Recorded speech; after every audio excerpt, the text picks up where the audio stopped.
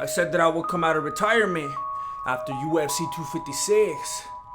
And now, it's time to celebrate.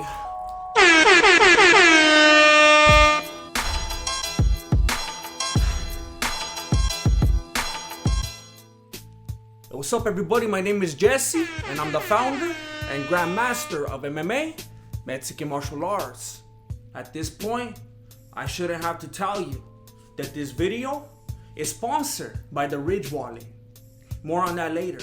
I also want to shout out the most recent addition to the Mexican martial arts family, Gi BJJ Gear. It doesn't matter if you're repping pandas or if you're repping the Mexican martial arts. If you use my link in the description and the promo code Mexican martial arts, you'll save 10% off of anything. I'm loving my gear, and I know that you will too. Please consider shopping with Gi BJJ Gear to support this channel.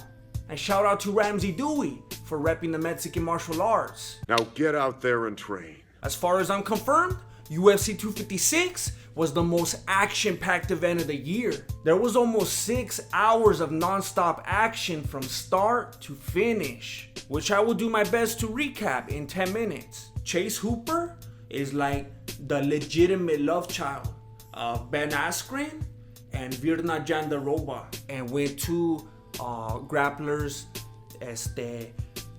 come together and become one, there is no stand-up chromosome. Chase Hooper's stand-up is worse than Joe Rogan's. A unicorn is a donkey from the future. Is it exciting to watch some fool get beat up for 3 entire rounds and then bust out the Imanari roll at the last second?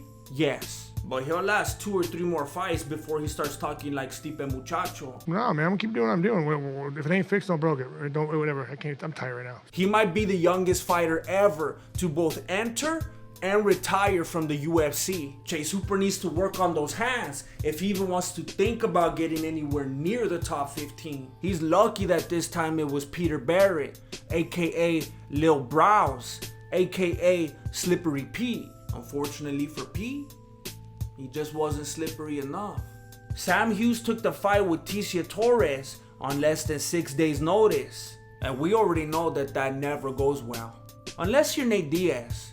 Angela Hill had to drop out after getting the coronavirus. But honestly, I think she got the better end of the deal. She might have lost her sense of smell and taste for a couple of weeks, but Sam Hughes lost her vision, and then she basically gave up.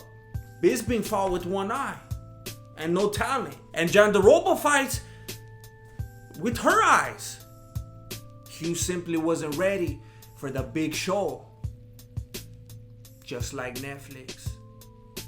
Gavin Tucker looks like his body was filled with tattoos that he later regretted, and then he covered up those tattoos with more tattoos. He looks like a randomized fighter, but that fool knows what he's doing. It's that game plan where you got your opponent trying to decode the hieroglyphics on your body, and then you catch him slipping.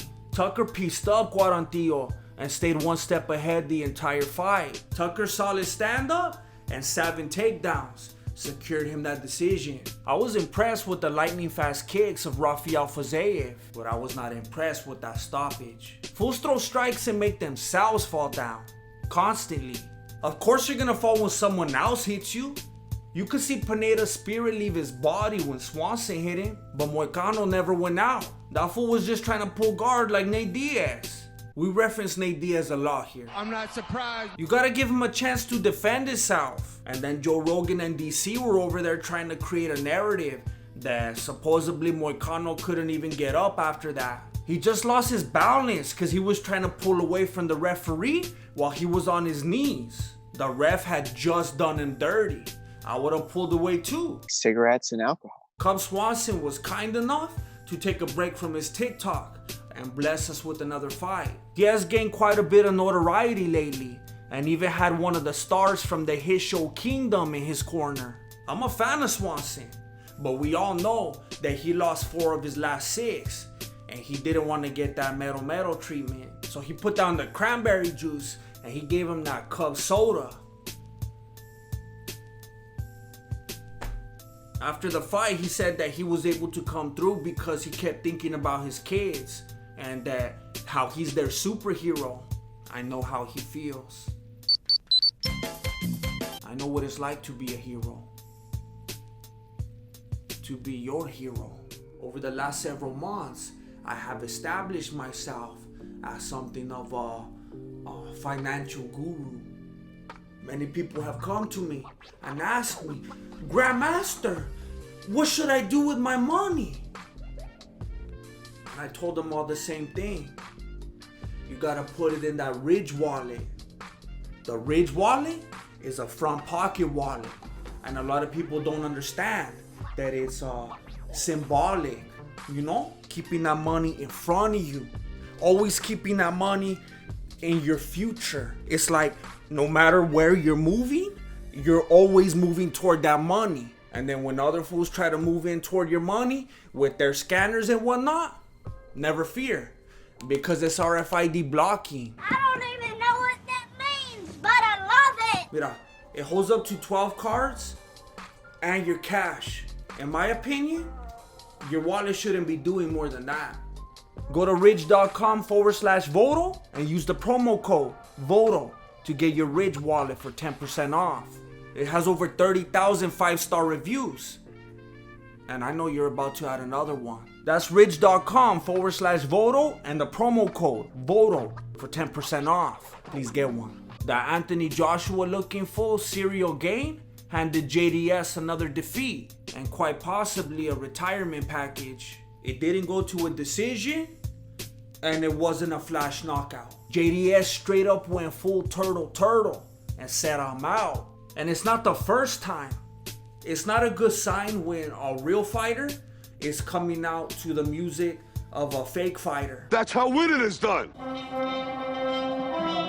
This is real life, homie. That fool probably went into the turtle thinking that someone was gonna call cut from the roster, maybe. Did he get hit in the back of the head like 3 times? Maybe, but that doesn't fit the narrative. That's 4 losses in a row for Junior and 4 by being knocked out. Do you think maybe it's time he starts looking at his future in fighting in general? I do. Yep. I want to be a fan of Kevin Holland, but that fool's annoying. He's one sensual assault charge away from going full Adesanya. To be fair, I do suspect that he's acting like that just to get inside of Adesanya's head. He's playing that long game, and it's a smart move. We already know that it's not hard to get into Adesanya's head. One little backflip and that fool malfunctions. Holland's also trying to get on that Dana White privilege, but Dana left him hanging. Very interesting. All that aside, it was a pretty amazing finish from the bottom, which creates a bad matchup for Adesanya. Virna Jandiroba took counter-fighting way too literally. When you counter-fight, you're supposed to counter and then fight. But she was trying to counter the fight. If it was a fight in the streets and she was just trying to avoid damage, then she was doing the right thing. But you can't win an MMA fight by simply running the whole time. Unless you're Israel Adesanya.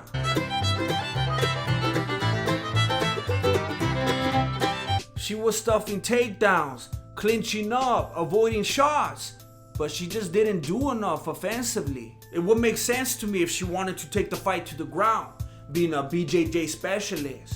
But she didn't even want to go there. Virna's hesitation made Mackenzie look like Valentina in there, in more ways than one. Ferguson runs in his shades, wraps his hands in his shades, hits the speed bag and the cobra bag in his shades, gives interviews in his shades. The moment I saw him leave his shades behind, I knew it was over for him. And what I thought was very interesting is that you always have this one fool in the shades trying to block out the world, you know? And his opponent coming out like that ethnic Clark Kent with those prescription lenses, determined to zero in on everything around him. Quite a contrast. Oliveira is just a different kind of animal.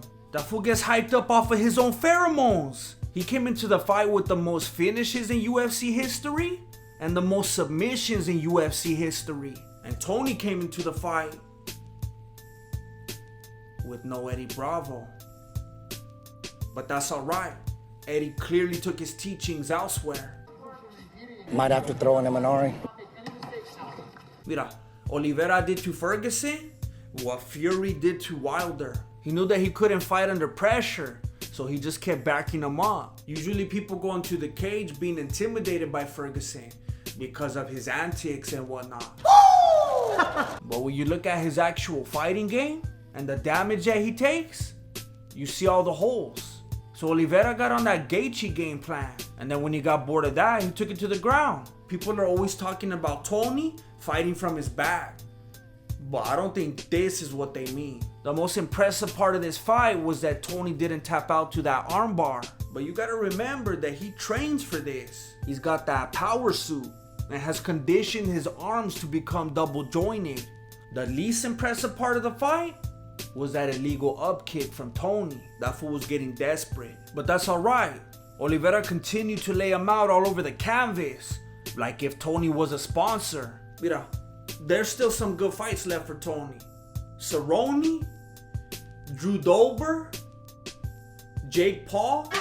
But if he wants to be a contender again, he's gonna have to reinvent himself like Gaethje did. No more damage, no more papas. You gotta stop acting like a 1990s villain and start focusing on your craft. Tony Ferguson is the type of guy that... I'm gonna let you finish that one, Tony. I'm gonna let you write your own story. Figueiredo is built different. Serio, that fool's head is almost as big as Joe Rogan's. He's built like a Funko Pop. It could be intimidating. And then in this corner, you got the Mexican McLovin. Gangsters. No wonder the judges took advantage of him. If this fight was really a draw, then so was Tyson versus Roy Jones Jr., which we know it wasn't. Hey, my pick was Figueiredo, but the moment I saw him in that Conor McGregor costume, I was out. I can't support that. Figueiredo obviously underestimated Moreno. He was stronger, faster, and more confident than Figueiredo expected. So he eye-poked him. And then he straight up teeped him in the groin. He gave him the old TP and the PP. He lost a point for that because it was so bad that some people thought the fight was over. DC, this might be it. I don't know if he's getting up. It was a bad one. But Moreno didn't even take the full 5 minutes. But he almost took Figueiredo's life. Moreno punished him so much that Figueiredo was falling all over the place, even when he was throwing. Moreno gave that fool the beating of his life. The commentators were trying to act all unbiased before the decision, so they wouldn't be too obvious. One final time tonight. I don't know who won. I don't know. Bruce Buffer does. But as soon as it was made official, they showed their true colors. Without the point deduction, Figueiredo would have won 48-47, right? So yes. They did Moreno dirtier than Bret the Hitman Hart, but somehow he remained very gracious and very respectful and had no excuses. And then you have Figueiredo over here saying that he was sluggish because he had diarrhea the night before. It's alright. They're gonna fight again. Moreno's gonna let that eye heal, and Figueiredo's gonna take some Pepto-Bismol. What are your thoughts on UFC 256? Do you agree with me, or are you incorrect? Alright, I got some things to plug, and I'm gonna do it as fast as I can. I'm a gamer boy now. If you wanna follow the gameplay, then scope my Twitch link in the description below. We have a Discord. If you wanna join it, then become a patron or a YouTube member by using the links below. If you wanna help me keep making videos, because a lot of fools use ad block, and I don't get that ad money, then please sign up for my Patreon or YouTube membership by using the links down below. You could also turn off your ad block just for this one channel if you want to do that to support. We have new merch. There's now undercover student merch in the Mexican martial arts store for those of you who want to represent but are afraid of getting called out for appropriation by your friends and family. Don't forget to use my link down below and the promo code VOTO to get your Ridge wallet for 10% off. And don't forget to use my link below and the promo code Mexican Martial Arts to save 10% off your Gi BJJ Gear. Thank you for watching Mexican Martial Arts. Appreciate it. Good looking out. Late.